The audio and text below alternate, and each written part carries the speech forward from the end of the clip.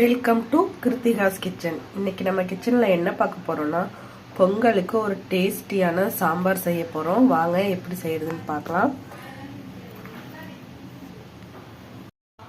பாசிப்பருப்பு அரை கிளாஸ், துவரம்பருப்பு அரை கிளாஸ், ரெண்டையும் கலந்து வேக வச்சுக்கலாம்.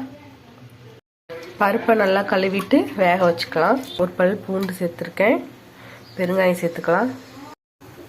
க்ளோஸ் பண்ணியாச்சு, 2 விசில் விட்டு எடுத்துக்கலாம்.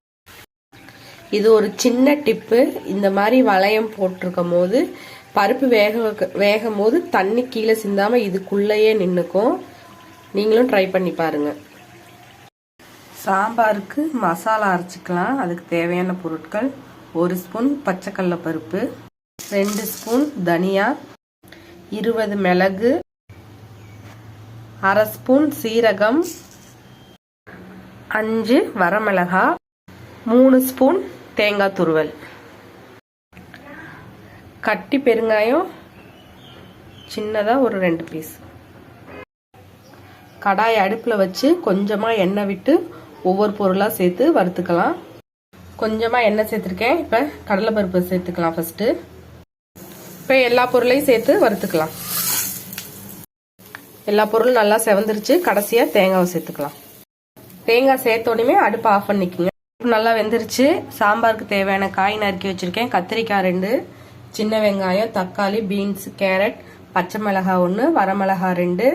இப்போ தாளிச்சுக்கலாம் சாம்பாரை.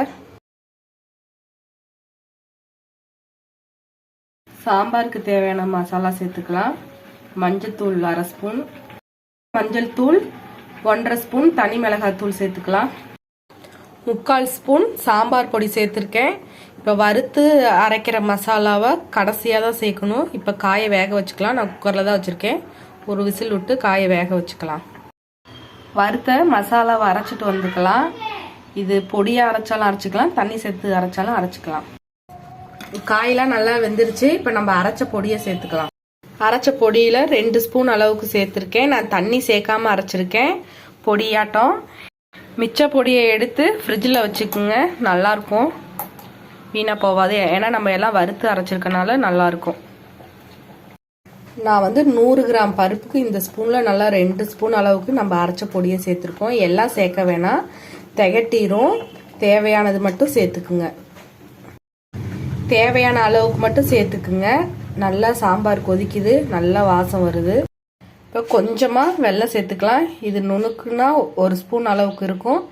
அந்த அளவுக்கு சேர்த்துக்கிட்டாவே போதும். சூப்பராக சாம்பார் ரெடி ஆயிடுச்சு. ஒரு முறை இது மாதிரி ட்ரை பண்ணுங்க. சாப்பிட்றவங்க ஹோட்டலில் சாம்பார் வாங்கினீங்களான்னு கேட்பாங்க. அந்த அளவுக்கு டேஸ்ட்டாக இருக்கும். பிடிச்சா லைக் பண்ணுங்கள், ஷேர் பண்ணுங்கள், சப்ஸ்கிரைப் பண்ணுங்கள்.